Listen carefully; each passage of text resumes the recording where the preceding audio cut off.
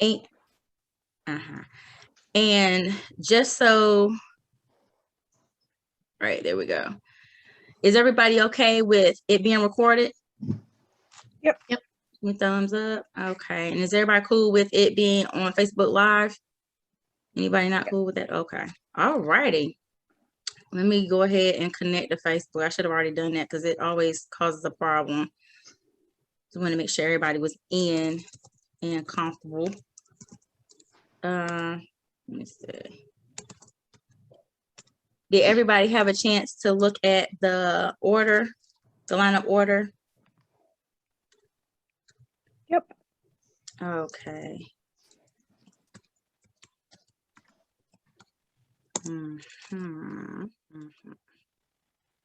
Okay. I don't know what's going on with the Facebook, but it is saying that I am not able to use that feature right now.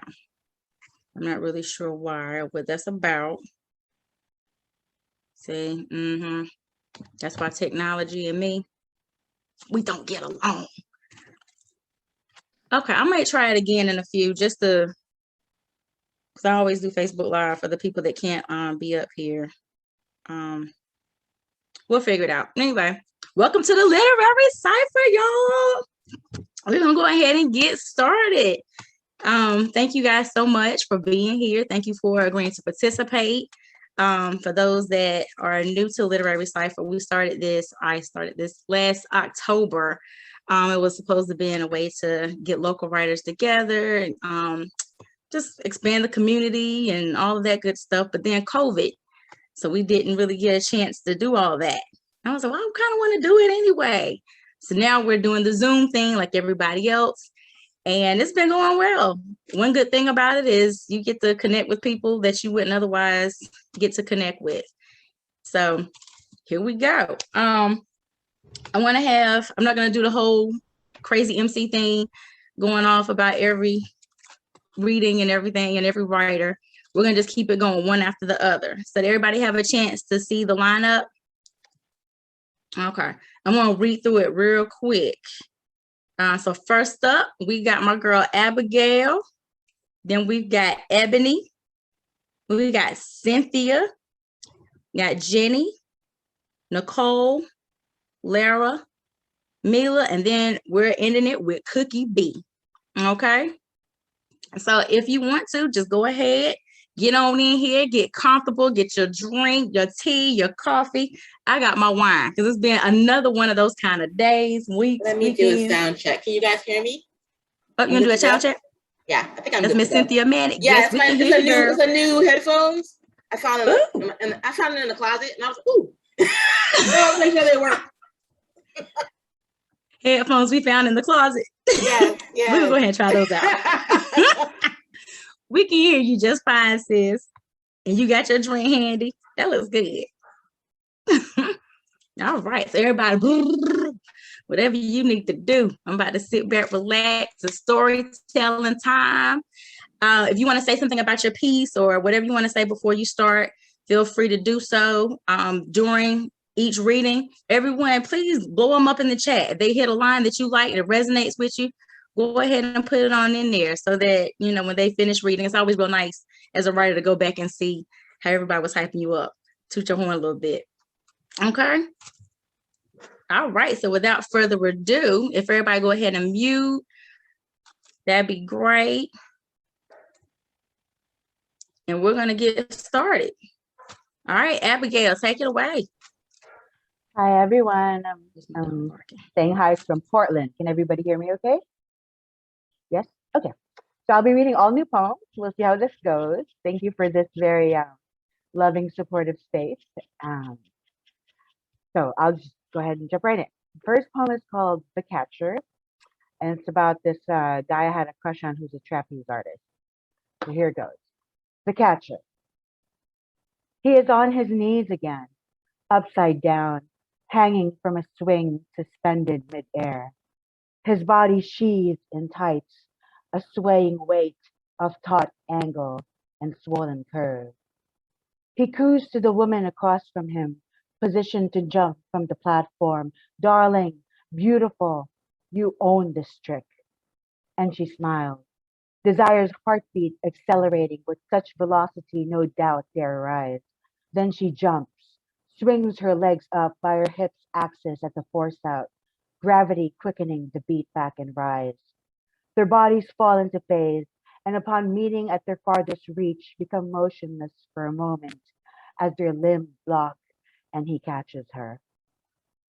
From the ground, I watch silently with no tricks of my own, every ache inside rushing to my skin's surface. How caged I am in this body, how supple she is, and he so strong. Once he told me that trapeze is a way to live. Perspectives change above in the air. You accept how the most beautiful positions hurt. Learn to trust yourself and others. Push through the fear until you fly. Experience exhilaration. The rush of it, he says, smiling. The blue of his eyes neon against his darkened skin. The freedom. But I believe the net is a lie. Catch me, don't catch me, fall or not. Hope's delusion remains. The instinct to try again and harder. Even fulfillment cannot cure yearning. No collision ever caused hazards to cease. Thank you. So this next one, I'm just well, I had it in a certain order, but I'm just going to jump to this one because I'm really nervous about reading this next one. So, since it's July, I wrote a poem called Fourth of July Confession. It's my immigrant poem, I guess you can say.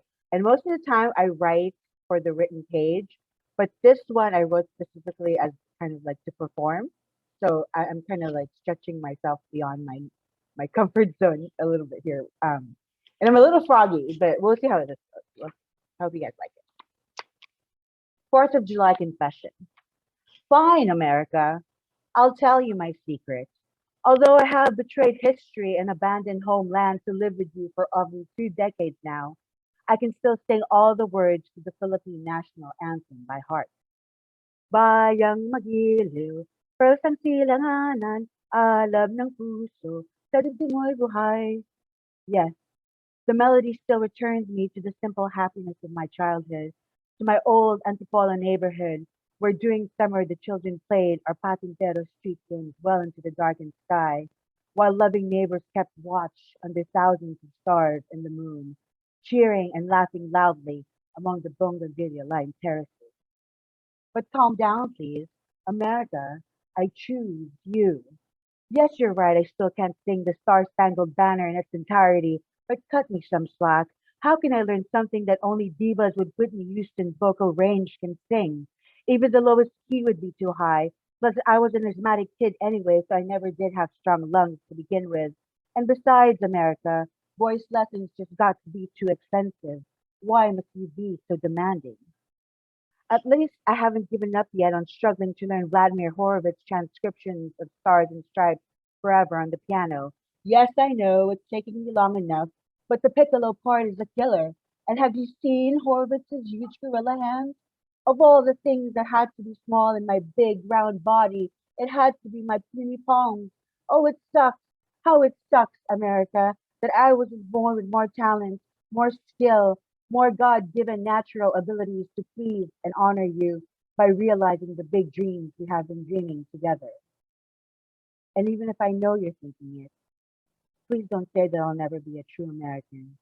Say you'll love me and take care of me like a parent would of any child, even if I'm only adopted. Even if you want to amend your constitution and let me at least have a crack at becoming president one day. Can't you see, America? I'm really trying here. I'm doing the best that I can to live honestly and make a better living, even if I'll never make it to Hollywood or be on TV. Even if you play favorites, I'll still keep trying, and I'll still be waiting, America. I'll be waiting for you to choose me. Okay, third new poem. I'm only reading four, so second to last. This is called The Mind is Its Own Place.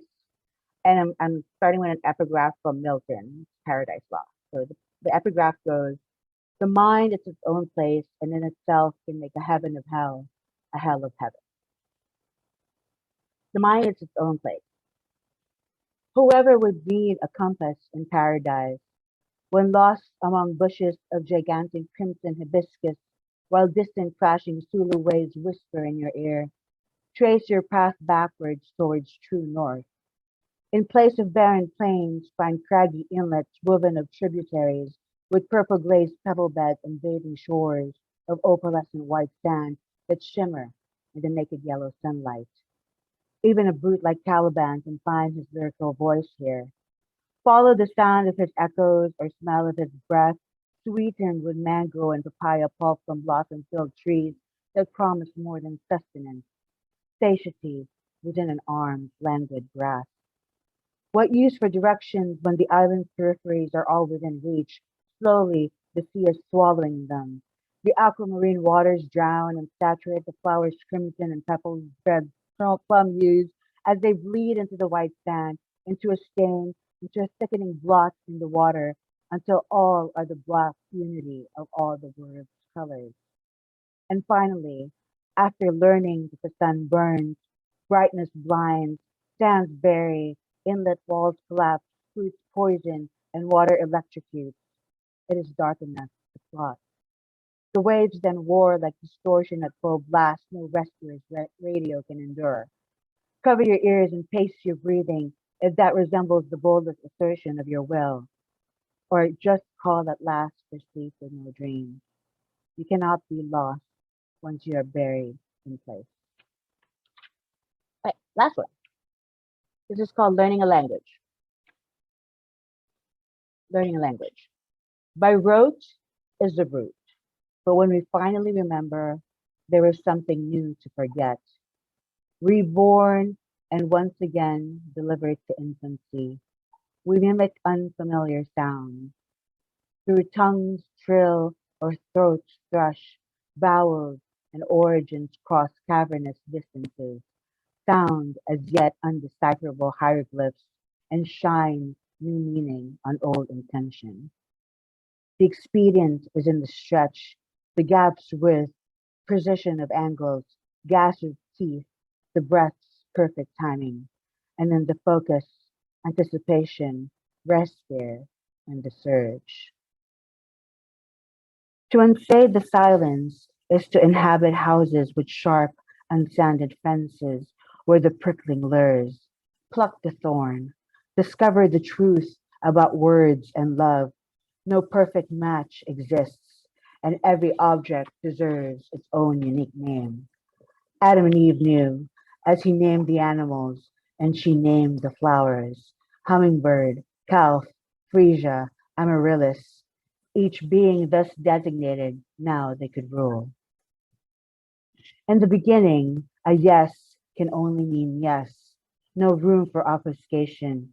Each new phrase grows an eyeless mask. Excuses more ornate and tales grow taller with insincerity. Go blame man's ambition and search the tower for meaning. The basket of fruit slowly ripening, the leaflet sprouting from its seed. With each new sound, beyond guttural and wailing ships sink, yet new weeds may surface. Rain soften the barriers, currents push past the floodgates, strangers trying to say. Thank you very much.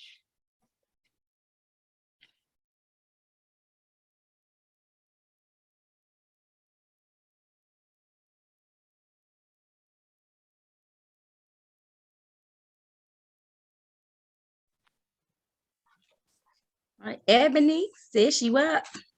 All right. So I am going to actually read from two of my books, just short passages. The first book is called Erica's Diary. Basically, Erica's Diary is about a woman named Erica who is in a one-sided relationship, and she ends up meeting a very sexy man, and one thing leads to another. And in the scene that I'm going to read to you, I'm going to let you know what happened right before this scene. Is that we all know when you're having an affair, and it's not supposed to be an affair of the heart, but only an affair of the body. You don't really divulge personal information, and you definitely do not cry on that other person's shoulder. And that ends up happening the night before. And so this is the morning after the emotional breakdown. And I need to put my glasses on so I can see. He is my Dante, the author and illustrator of the inferno burning deep within my soul. I want him inside of me. The physicality of my attraction is in a state of neutrality, as my mentality insists I crave him in an intellectual way, but I don't really want to get to know him. I want him inside of my body. I don't need him inside of my mind, distorting my reality and pretending that we are a we, acting as if it's him and me, as opposed to just him and just me. Fucking, I whispered as I penned the last word. Read it to me. Devin leaned back against the headboard and slowly inhaled before wagging his finger at me. I closed the journal and leaned into him, parting my lips as he slowly blew smoke into my mouth. I closed my eyes as the marijuana filled my lungs and smiled as I held it there without choking, a rare occurrence for me. The smoke hung in the air between us as I exhaled. I straddled him as I recited the poem from memory, grinding in his lap until he begged me to bury him deep. I held his face in my hands as I guided him inside of me. Our eyes locked as I moved my hips, sliding him in and out in a rhythm we cosmically coordinated in our minds. What does it feel like? I whispered against his mouth. It feels good, baby. No, I said slowly. I pulled him closer, burying him deeper, staring into his soul. What does it feel like? What's it like inside of me? It feels like water. He grabbed a handful of my hair and put his mouth on my ear, his warm breath tickling my eardrums as he spoke. It feels like I'm trapped in the desert and you're the only one who can satiate my thirst. He bit my earlobe and I moaned softly. His grip tightened on my hair and I could feel orgasmic chills prickling my skin as he whispered, your pussy feels like freedom, like I'm a slave and you're the North Star and everything will be okay as long as I follow you. He snaked his arm around my waist and flipped me over without losing our physical connection, his eyes never leaving mine. It feels like a cashmere sweater. It's so soft, it's so warm, it fits so perfectly that I don't want anyone else to wear it. He released my hair and stroked my cheek tenderly. I don't want anyone else to wear it, Erica. I cried out as his thrust became stronger, more forceful, his purpose becoming clearer with each re-entry. He collapsed on top of me, kissing me gently on the forehead before burying his face in my neck. I wrapped my arms around him, fiercely squeezing him with every ounce of strength in my body. I squeezed him with my thighs. He was still inside of me. I squeezed him within the walls of my swirling love. Oh, Devin, I sighed softly. Our rapid heartbeats synced, and it was as if we shared that vital organ. We needed one another, and I didn't want to need anyone. I didn't want to need Devin. I'd allowed him to get too close the night before. I'd allowed him to spend the night, to plug his phone into my charger, to lay with me in my guest room and smoke my good weed in the morning. What was I thinking? I hesitantly pulled away. I knew I should disengage, but I was afraid to lose our connection. Don't, he mumbled into my hair. Don't what? I asked, stroking the back of his sweaty neck. Don't let anyone else drink my water, Devin. Don't let anyone else take my freedom, he continued as if I hadn't spoken. Devin, stop. Erica, I don't want anyone else wearing my sweater. There it was, his water, his freedom, his sweater, my pussy. That shit sounded a little too familiar. I pressed my hands against his chest, applying just enough pressure to let him know I needed him to roll off of me. I relit the joint we hadn't finished smoking and took a long toke. I passed it to him and watched as he did the same. This is all that we are, Devin. My voice was barely above a whisper. I spoke as if someone might overhear. This is all we'll ever be. I swept my hand over the bed dramatically and took another toke. This. My voice was strained as I held the smoke in my lungs. This is it. I coughed. Just fucking. He made it sound terrible, especially after the vulnerability I'd shown hours earlier. What else can it be? I asked him. Isn't this what we wanted? An escape from our reality? If we become the reality, there will be no escape. He side-eyed me and I giggled as the marijuana did just what I wanted it to do. No escape, huh? He parted my legs and slid his face towards that which he wanted to possess. I closed my eyes and gripped the headboard as he tasted his freedom. And then I freed us both. He'd been inside of my soul. I couldn't allow him to stay. So that is from Erica's diary. Thank you. The next thing I want to read is a poem from a novel that I wrote called Slow Burn. For some reason when I write, it just starts to turn into poetry. And so this is actually a poem just from a scene from that book. As our title character, Serafina, is doing an open mic in her in her brother's club. So this poem is called Chocolate, and it is from the book Slow Burn Deluxe Edition. Slow Burn is near and dear to my heart. It was my very first book. I published it 13 years ago. But last year, I decided that I wanted to get my publishing rights back. It was traditionally published at first. I called my publisher, and with no hesitation, they gave me all the rights back to my book. They gave me all of the files, and I was able to update it, revamp it, add extra scenes, and re-release it under my own imprint of Metamorphosis Inc. Publishing. So, if I kissed you, would it taste like chocolate?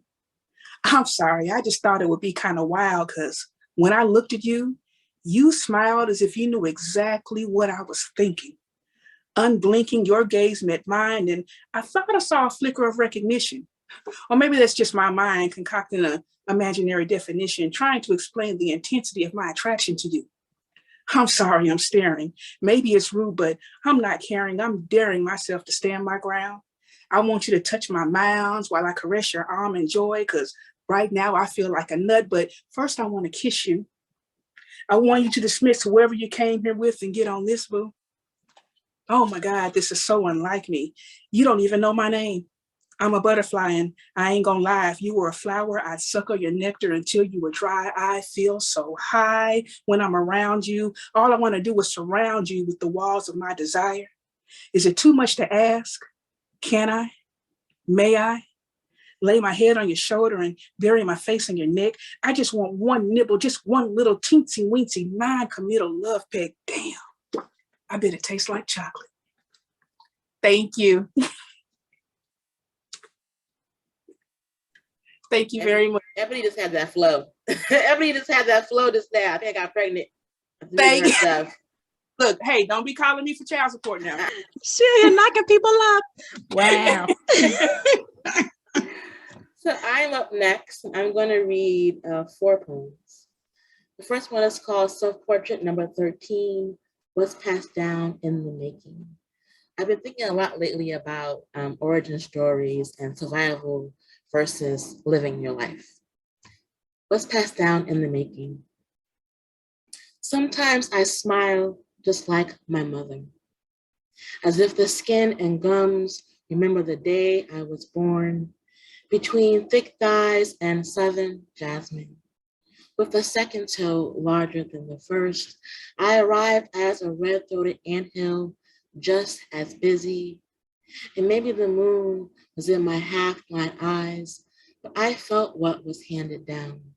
Stories in water, darkling skin luminous, grandmother's brass comb, its teeth well used, a bowl of awe and roots, veins of an ancient path, summers into prayers to put me on the side of right, in the galloping heart of a jukebox.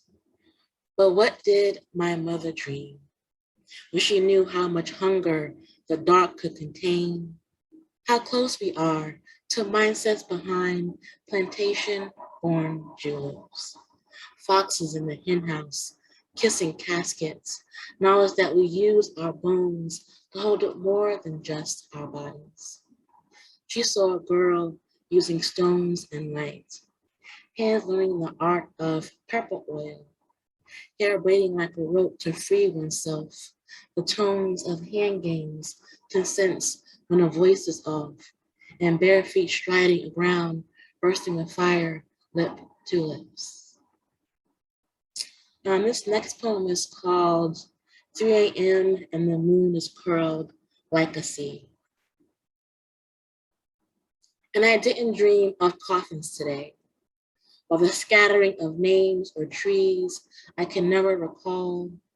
Instead, there was a silver dog chasing joy in the shape of a hat. Along their cousin eating Jack and Jill cookies and my hands held fistfuls of not yet ripe tomatoes that needed a dark place or bag to become true. Do I need to go shopping or check on a relative? The dream book says tomatoes symbolize harmony, but my mind wonders how long it takes for stars to burn out. And if its last beats are like a barefoot heart in love for the very first time. I once read that Black poets write love poems the least, as if we're too busy swallowing mouthfuls of dust, tallying wounds, knowing how often atoms fissure and our bodies part. But can we not do both? Banish the lines, go braless and numb, fumble in the dark with a sweat so sweet, he or she is well fed. Fill pages with bathwater and breaths ungraceful. Movement like a train of yellow flowers because it's what we saw on our first date. In another dream, I see the ugly beautiful of a newly painted train, as if it goes through pure light. People both alive and past are full of bright colors I can't name. It moves so smooth my ear barely recognizes the revolving jubilee, the sky inside all of our hands. This next poem is called Particular Truth About Grown Folks' Grits. I have eaten grits in the summer. Boil the water first, prepping for a type of translucent baby, not too far from sunflower seeds and peanut shells. What it must feel like to be salt, a wooden spoon knowing there is beauty in the life of flowers.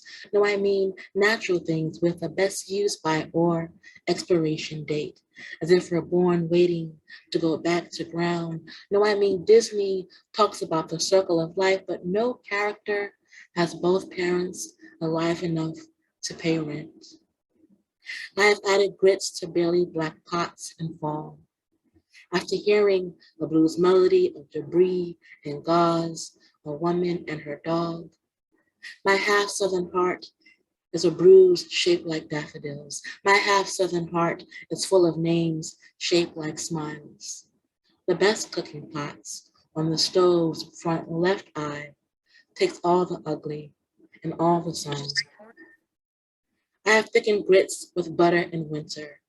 After realizing I want to make love to a body built for war, but has no need for war. I have filled a plate in spring with grits and mushrooms, or my mother's salmon patties that taste like an eclipse, or catfish dropped off by Frankie J because he always has his hat turned to the side. I have sat on cartons, stoops, lawn chairs, sofa arms, and fake succulents. I have spooned up years of grown folk business while keeping company with the moon.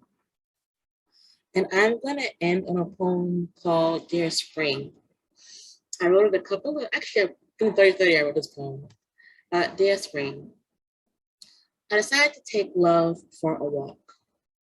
Far from my allegiance to lightning and howls, away from TV trials about humanity where love barely survives. The dog upstairs is yapping about nothing, and curry from my neighbor's pot drifts onto my nightstand. What can seas teach us about holding? I'm allergic to your feelings, your health fever, no, I mean hay fever. Pollen dense enough for me to ask, are all these bees fucking except me? Then I remember that's not how pollination works. So I turn my love to sing. For I am always thirsty for a kiss in high heels and a finger trailing in the dark. I once told an ex that Haagen-Dazs was like orgasms. There is never enough. But I should have said love and night and spring and moonshine, where maidens aren't the rescue, but the takers of prey. Thanks, guys. Cynthia, that was amazing. Yes. Woo! I don't want to go after you, but I'm gonna have to. Okay, so thank you for having me here. I'm super excited. I'm gonna do two pieces. One is kind of a longish poem, and one is a really short excerpt from my novel. And I'm gonna start with the poem. It's called A Sense of Place. And I wrote this a decade ago, so it's kind of fun to think about like where I was then versus where I am now. So, A Sense of Place. And they say you need an alibi. Tell them you already have one. Tell them you were at the bar with me, writing drunken poetry. Say we have several witnesses, the guys we were sexually harassing, who gazed at us like pound puppies while the jukebox crooned of hound dogs to drown out the sounds of our drunken revelry, and the bartender who poured a styrofoam cup at closing time when we kept begging him for one more beer. Tell them as much as they need to hear. They say your life is going to the dogs, but you've attended obedience school. You know how to sit, beg, speak when spoken to, how to lie down, roll over, kneel and pant in the heat, how to lick the hand that feeds you. And when you're spotted in the parking lot, your pants around your ankles, hunched and squatting, relieving yourself on the concrete while I keep inattentive watch, when they threaten to call the cops, tell them they barked up the wrong tree. You're only claiming your territory. They say you need time and TLC and maybe just a little prodding, a tap on the nose, a tug on the leash to make you spotted muttling heel. They say you need to sell yourself, sell out on the street to make a quick buck, to betray yourself in the best light like a garage sale portrait, monochromatic, a picture of refinement, compliance.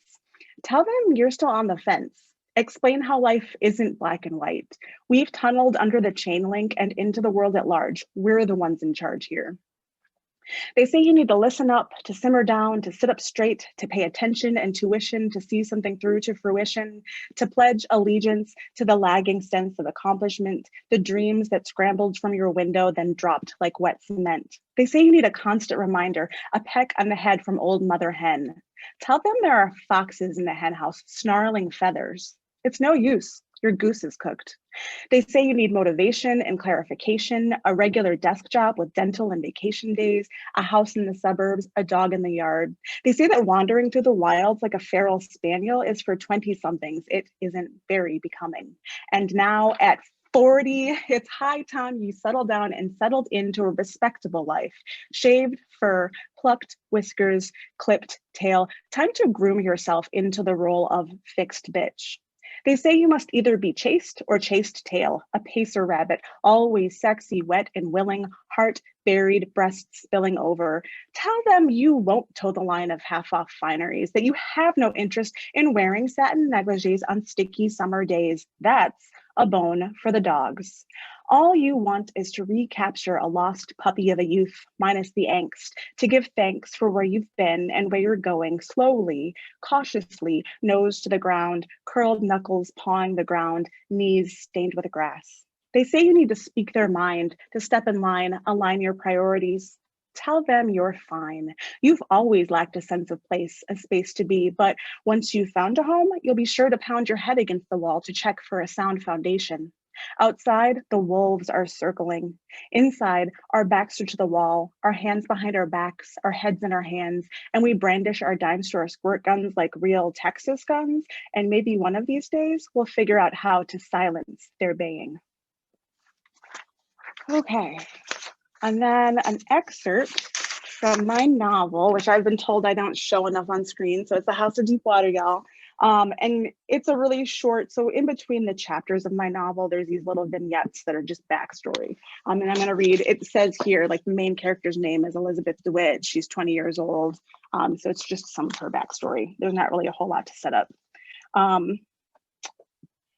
After breaking up with Steve, I'm lost. What to do with myself without that relationship to maintain? Because I still want love, even if I don't deserve it. I want it to find me in spite of myself, to come barreling into my life and bowl me over. I set up a dating profile. My name is now Loves to Laugh. The profile reveals just enough: my age, my hobbies, that I work as a line cook, a picture of me in makeup and a sun hat and a tight t-shirt. But these men see through the picture, the name, into the damage inside me. It draws them to me like flies to dead flesh. They ask for my measurements.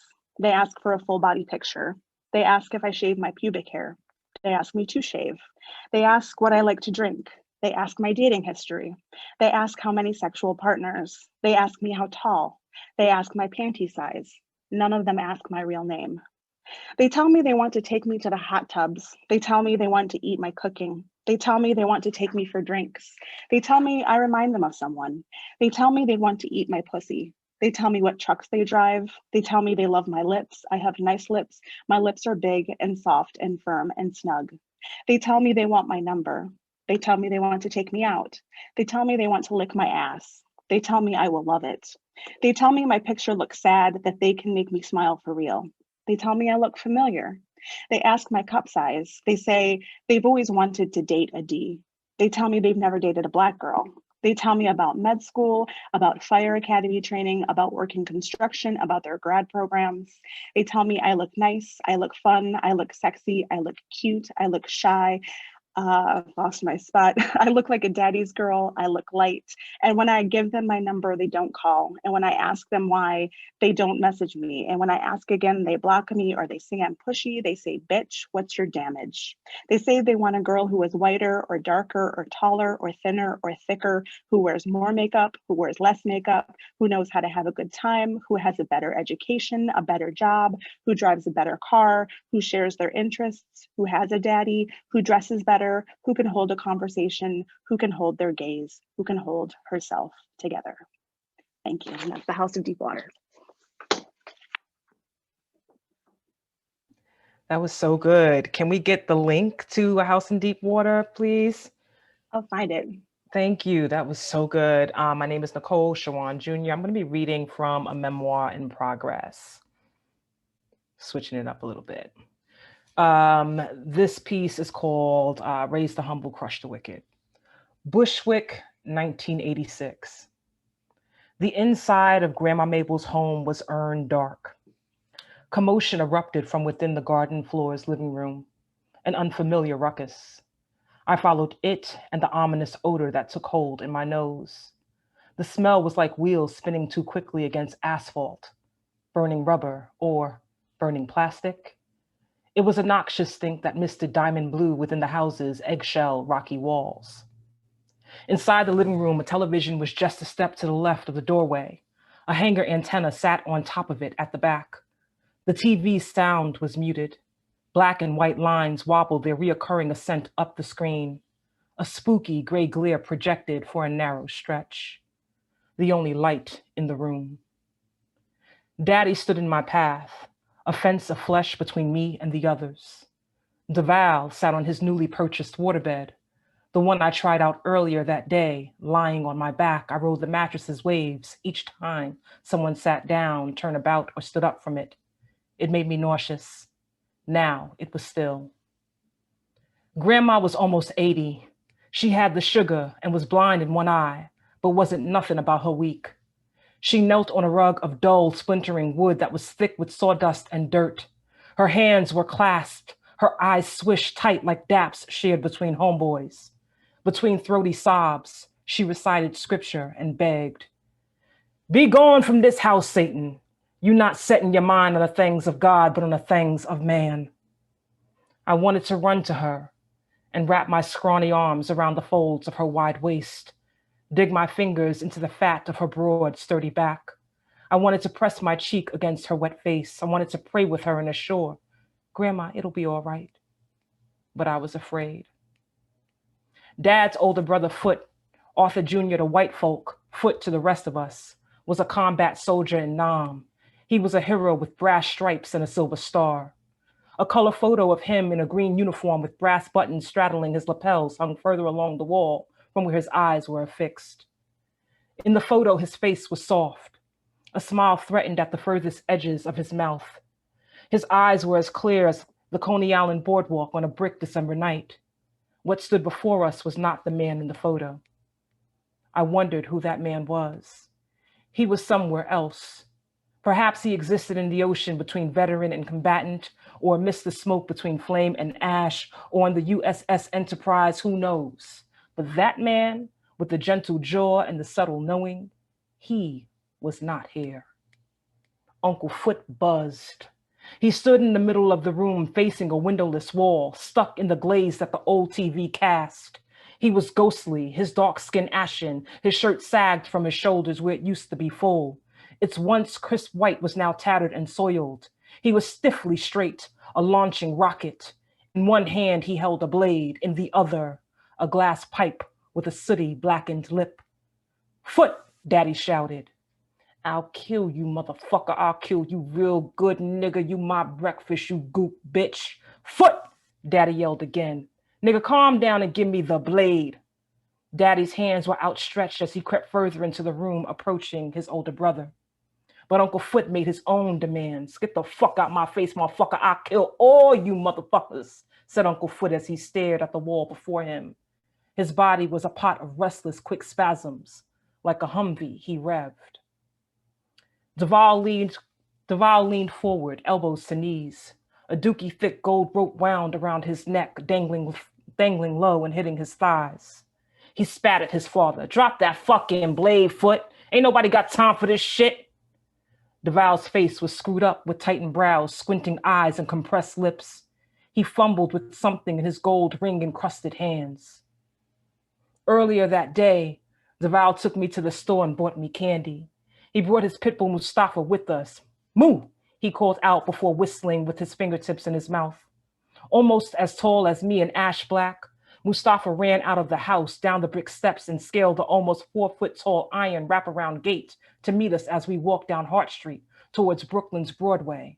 By now, a strip of burned down buildings, an elevated train track, car cemeteries, shabby liquor stores, and a barely hanging on bodega or two. I had an extra pep when walking with my tough cousin in his pit that hopped like Alice Marie Coachman high jumped over her horizontal bars. I asked, "How'd you get Moo to do that, Val?"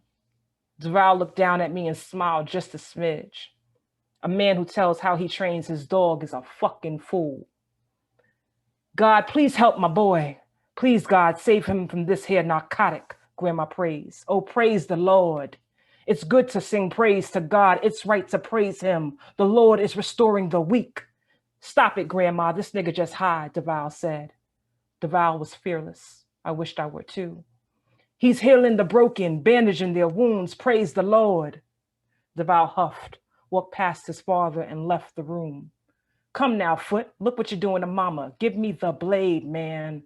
My father softened his tone before trying to talk sense into his brother again. But Uncle Foot was beyond reasoning. "Mama, come on, let him be," Daddy said to his mother as he tried to usher her to her feet. But Grandma would not be moved. She thrust her hands into the air, her palms open to Uncle Foot.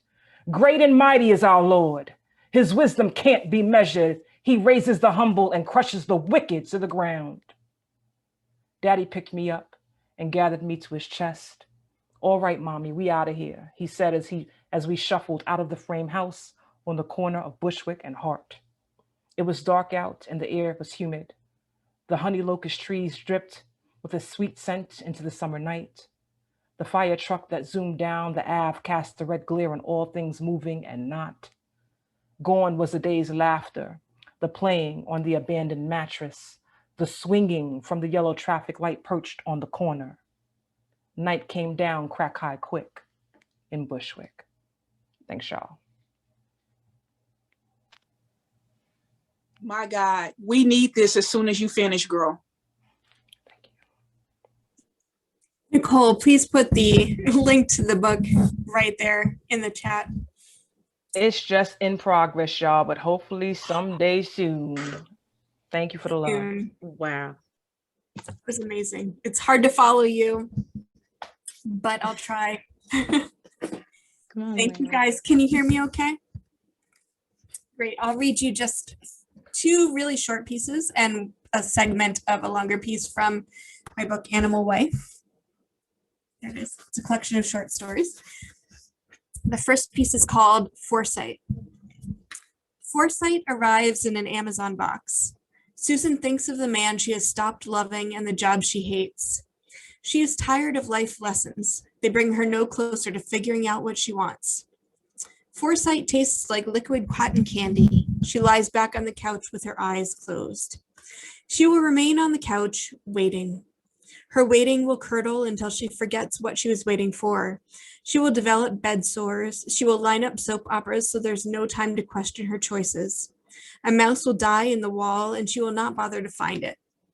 The house will fill with the sweet stink of its decay, indistinguishable from the stink of her own body. Her teeth will rot. She will cultivate a yeast infection and mold will grow under her arms. Her ass crack will fill with fur. She will become one with the couch. No, she will rise. She will get dressed and have lunch downtown and attend an author reading. When the balding author signs her book, she will be daring and invite him to coffee. He will say yes because he is poor and thirsty and she is still pretty. They will go around the corner to a nondescript coffee shop that will become their place. When they move to the middle of nowhere for the only teaching position he can get, they will remember that coffee shop with nostalgia. She will live in the idyllic past, which will become a source of friction between them.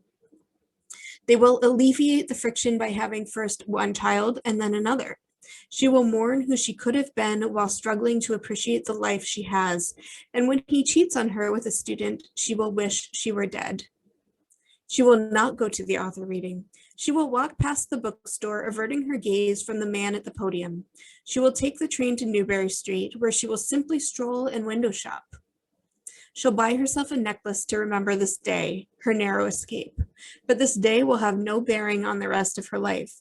She will forget where she bought the necklace and give it to the daughter she'll have with the man she will meet online. She will initiate contact with the man she knows will treat her best, who won't cheat or lie. Some of the others would be better lovers, would take her on trips, worship her, kill for her, but this one will be kind and loyal and give her a beautiful daughter who won't die like the one she'd have with the musician, or turn to drugs like the banker's son, or become boring and sullen like the philosopher's daughter who would visit only on Christmas. She is amazed by how similar her children would look, and yet how different. Their father's DNA lengthens and shortens their faces, widens and narrows their eyes, rounds their chins, punches dimples in their cheeks. She will be a different mother to each, comforting to the doctor's son who strives for approval, strict to the chef's daughter whose caginess is all too familiar. She will be a different wife, too. She will care for the gentle man when he is dying of prostate cancer, though she has been cuckolding him for years. She will abandon the teacher and their son to travel the world, but will only get as far as Albuquerque. She will take her daughters screaming from the IT guy.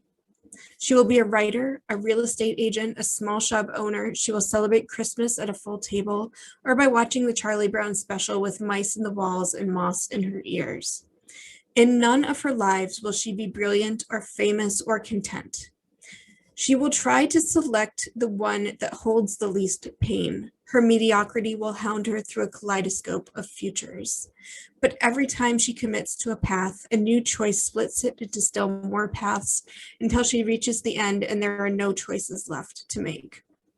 All the possible futures branch and collapse in front of her. She will stand in the middle of the sidewalk until the dizziness passes. She will turn right or left or throw herself before a bus or just stand here until someone pushes her from behind. She will take foresight again tomorrow, or she will flush it, preferring the unknown. Or she will order a year's supply. Until she decides, she will stand here and stand and stand. And the second piece is called Kite. She will not be constrained by the word mom, with those lines hedging in the O like a trapped breath. She prefers one M with an E like a whipping kite. She constructs a tiny house in the field behind the reservoir. She has one set of silverware and her closet rolls out from beneath her sleeping loft. She fucks a taxi driver whose erratic hours keep her from getting bored. Her house is built on wheels. She feels alive like a soaring kite and ignores the pull from far below as if someone were tugging on the string. And then finally, just a few pages from a longer piece called Desiree the Destroyer. Eve's doctor recommends she draw a map of her breasts to become familiar with their topography. Eve imagined such a map, veined with blue-green rivers, the ridge of her breastbone, a mysterious world she never wants to visit. Desiree the Destroyer's breasts overflow her spandex jumpsuit, and she dusts them with glitter so they catch the cage lights. She knows how to make an impression. Her spiked knee pads leave puncture wounds in her competitors' thighs. Her mother sews her costumes with liberal use of sequins. Desiree the Destroyer designs her own capes. When Eve was growing up, her mother sewed her clothes from 10-cent pattern books. Their covers depicted girls in ruffled dresses. In middle school, the other kids teased Eve, but she couldn't tell her mother she wanted clothes from the mall. Eve is 30, and her mother still makes her dresses. At 30, Desiree the Destroyer still lives with her mother, who lures practice partners into the garage with milk and cookies. The pesticide sprayer from next door, the throat clearer from across the street, the drag racer from down the block. As the door slides shut behind them, they blink in confusion. Cookies crumble in their fists. Desiree the Destroyer strides down the stairs from the mudroom, her cape billowing, her décolletage glittering. They freeze in wonder before her. Eve is a champion of the English language. She arranges her office supplies parallel to the edges of the desk and does not initiate conversation with the other proofreader, Nancy, who shares her cubicle. Nancy is the type of woman Eve could easily become if she were less vigilant. Nancy signs her emails THX. She wears low-cut shirts that reveal her collarbones. She uses both drink tickets at the company holiday party. Nancy has an online dating profile. Still, Eve is eager to appear friendly. She knows everyone's birthday and favorite donut. She approaches office relationships with the same precision she devotes to tracking her time. Her boss has suggested she is perhaps too diligent, though he appreciates her attention to detail. When she tries to ease up, her attention to detail drags her back into thoroughness. Eve fears she is a car with blown out brakes sliding down a hill. No one is looking. She slips her fingers into her shirt. Desiree the Destroyer can crush a skull between her thighs. Sometimes she squeezes just enough to make a competitor pass out. Some men like that. Every Monday at 9, Eve watches cage fighting. She treats herself to low-cal popcorn and takes notes in a dedicated spiral-bound notebook. Desiree the Destroyer grips the chain link enclosure and throws her head back as the spectator screams throb through her body. They love it, but she doesn't do it for them. She is in thrall to their desires. This is what makes her such a successful sexual partner. Desiree the Destroyer wears her cape to bed, and she is always on top. And I'll end there.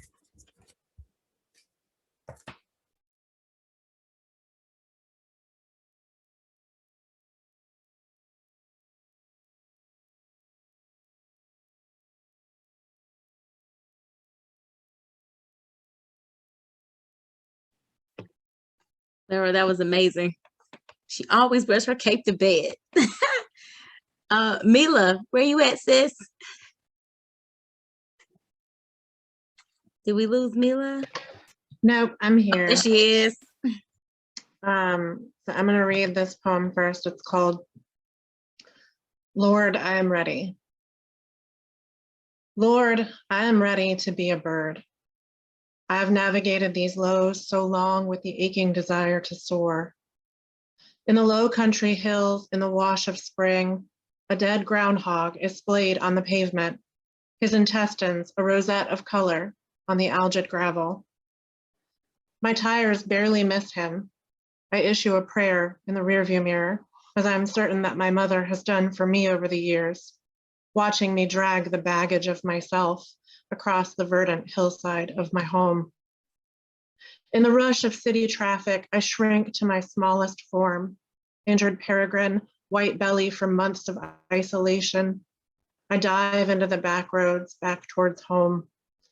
The groundhog, having heard or not heard my prayer, still spills himself as an offering, a red-shouldered hawk perched atop his carcass, trying unsuccessfully to carry him away.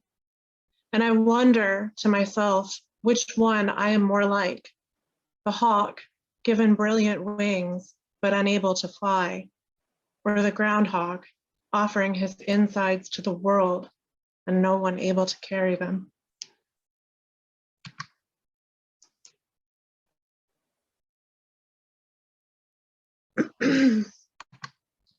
The second poem is called Rattle.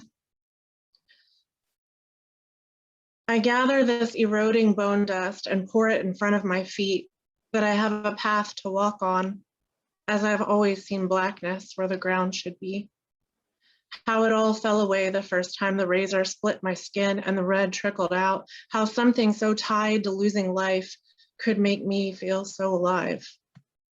Once I got into my car and drove to work, wear white shirts, walked around with scissors, cutting words from my tongue, and when I left, there was a dead baby mouse on the passenger seat. Buckle up, I said. I had held death before. My first husband watched pay-per-view porn while it poured from between my legs in a hotel bathtub twice in 1 year. I could have picked names, but instead they were just blood. Goodbye, I said. Death found me here a lifetime later and told me his name and how lonely it was, but of course I knew and I held him close.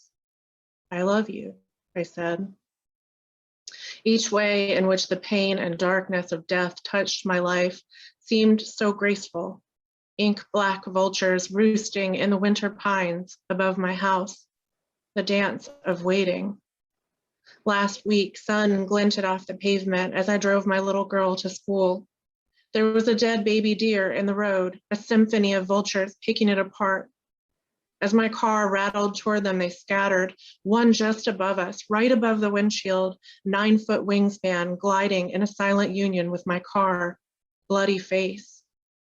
How he recognized me through the glass.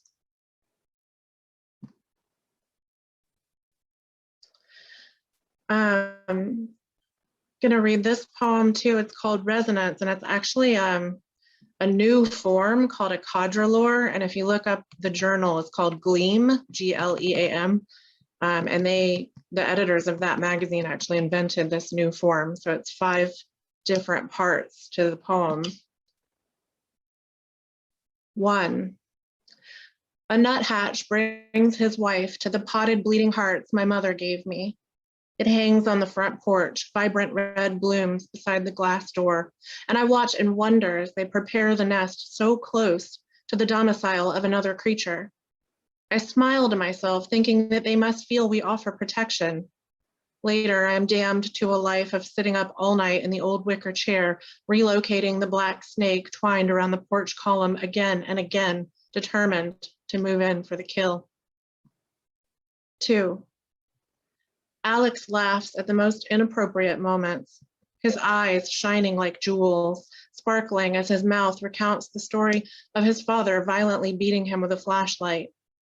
Maybe the laugh tempers the ache. I stifle his laughter with my hand, my fingers over his mouth. My father is in the next room, and he snuck in through the window again. I hold him close in all the places he's been hurt the most, except the hurt of our stubborn closed mouths 20 years later, refusing to speak to each other. 3, in addition to changing the temperature of the planet, humans are affecting the sounds in the sea. Our noise has reached the murky depths, inescapable even by creatures who may never come into contact with us. Scientists studying the Red Sea have picked up fewer transmissions of whale song. Imagine unable to find resplendent solitude and never singing again.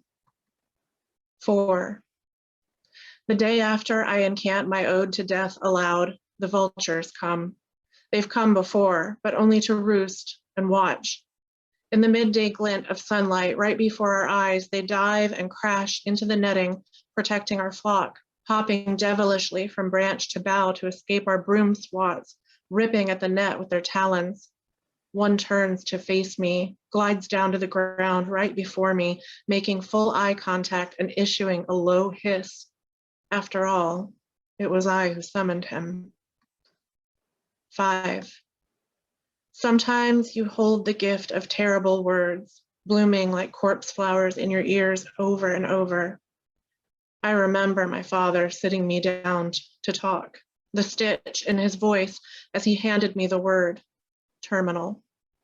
So fathomless, a gouging, cutting a river through my existence. I don't remember speaking to anyone else that day, simply forcing my footsteps to a place of silence. But that evening, alone under the stars, for the first time in a decade, I spoke to a God who didn't listen.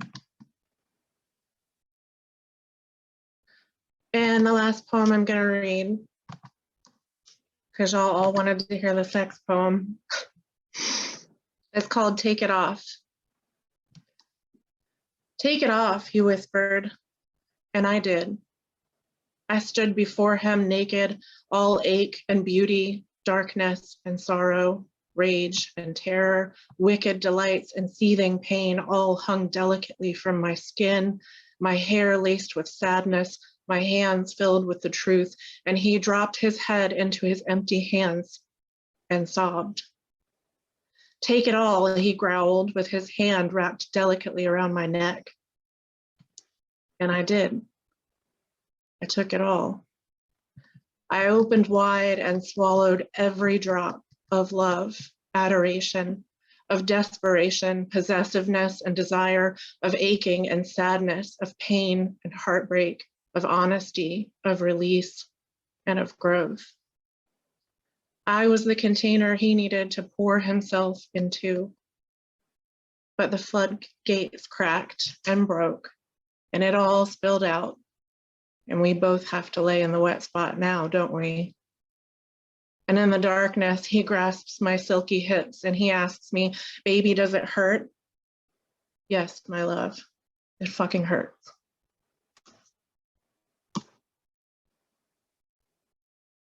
Thank you.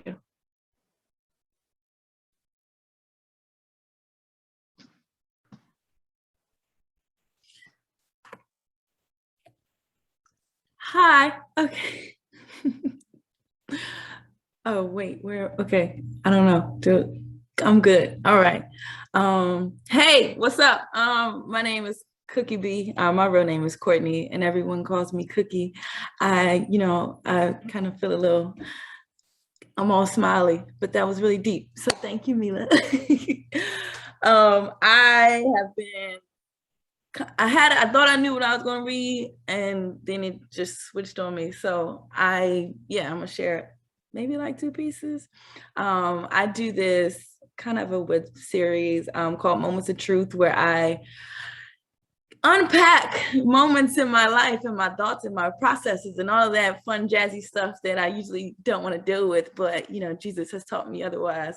So I'm gonna run through one of those, and then this other piece that I wrote. So hopefully that's cool. All right. And I don't really title pieces. I'm working on that. So we're just gonna we'll figure it out. All right. Once upon a time, there was a girl inside of me, trapped behind the lie love was just something for her to see. So much disbelief in whether it would ever be for me, because all those I ever loved either failed to give it or moved to leave. It was the most beautiful thing I knew. But I didn't see me as deserving.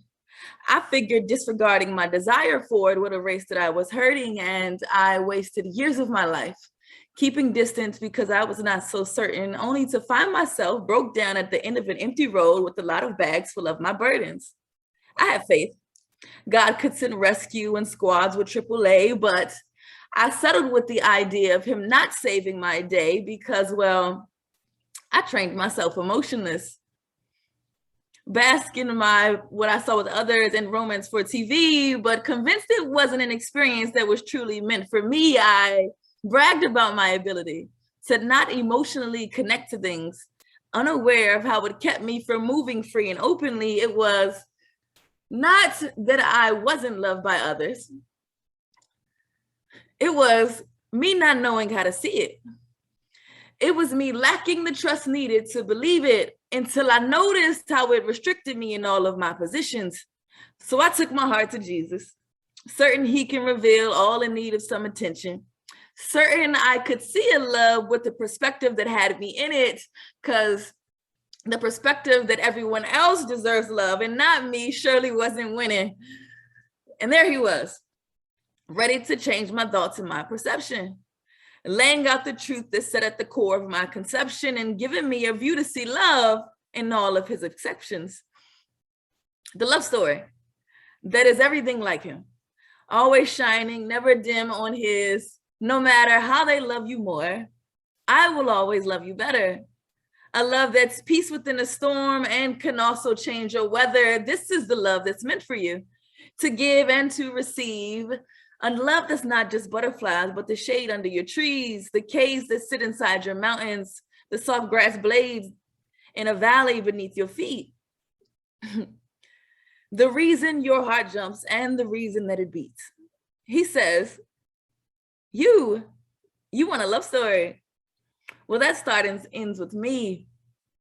I made my son your amputee and removed your infection so you can grow and be, to live a life of love in all that keeps you free. Grasp and see all the love I pour and specifically made for thee. And I promise you'll be able to receive, living boldly, doubtlessly believing, saying love was always meant for me. Okay, that is the end of that piece. All right. All right, I have one more. I actually gave this one a title, I think, more because it was a themed event, but it's okay. Think about renovating houses or something, but renovation, yeah. Unoccupied and outdated.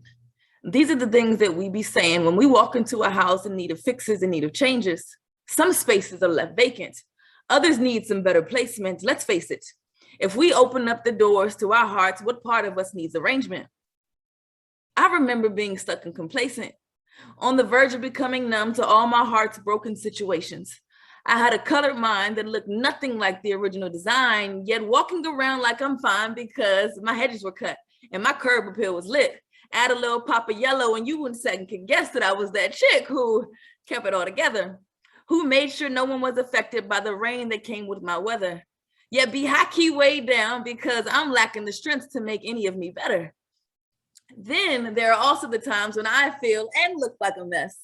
Like too off to brush my hair and my face hasn't slept, dirt on my floors because it's been months since I swept, and gutters clogged, creating puddles from rain.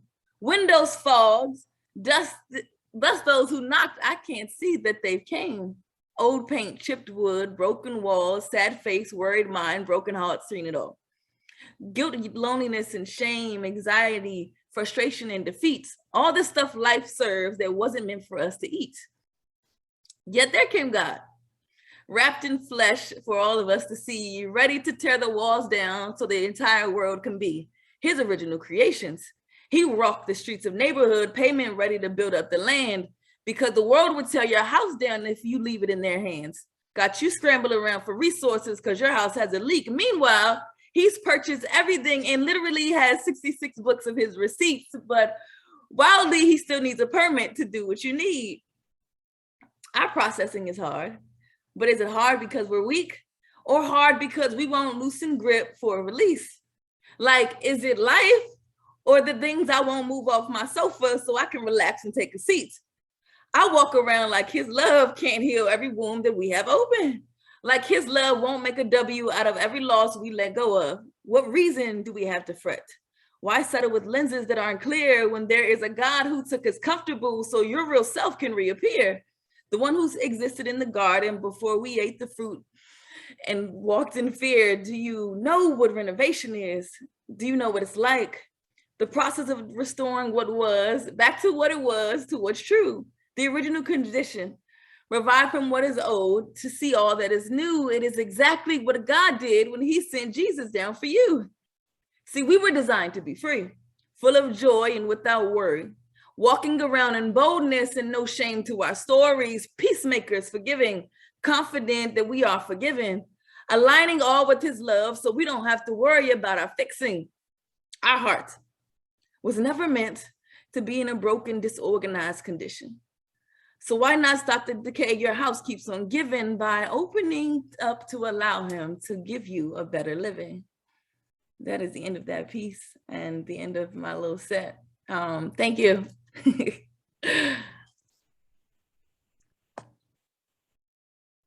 Wow. Off the dome. Cookie, you have all your stuff memorized? Yes. Wow. Most Okay. of it. During the pandemic with these virtual things, you know, I've been like recording stuff and like using earpieces and just reciting listening to myself and going, but don't be telling nobody that, because I might do it in real life. That is, you know what, girl? That's dope. That is dope. That is dope. Way to end it, guys. That was, yeah, you all did a fantastic job. If everybody can just unmute yourselves, give yourselves a round of applause. That was amazing. You all did fantastic. Ashe, ashe, I can ashe. see. Thank you for inviting us. Thank you. Love some poets. I'm telling you, y'all too good. You all You brought rocked the it. words. Y'all brought everything tonight. Thank you, thank you, thank you. Y'all did. Y'all did. Now, this is the conclusion of the Literary Cypher. I'm sorry, something happened with my Facebook. I don't know if I'm in jail again, but it won't let me log in and it wouldn't let me do the live. I think I said something earlier and I got reported. That was the wrong move. I typically don't do a lot of Facebook interacting when I have a cipher coming up. So I don't know what's up with that. I stay in Facebook jail. But I will see what I can do with the link and maybe try and post it in the group so people can view it that way, because I definitely want everyone in the cipher to hear this. This was awesome. You guys did an amazing job. It was just absolutely phenomenal and exactly what I needed. This is kind of self-serving for me because I'm like, let me go ahead and get a whole bunch of dope poets together and we're going to sit up here and serve each other up and all that good stuff. You guys did an amazing job. Thank you so much for being here and sharing this space, sharing your words.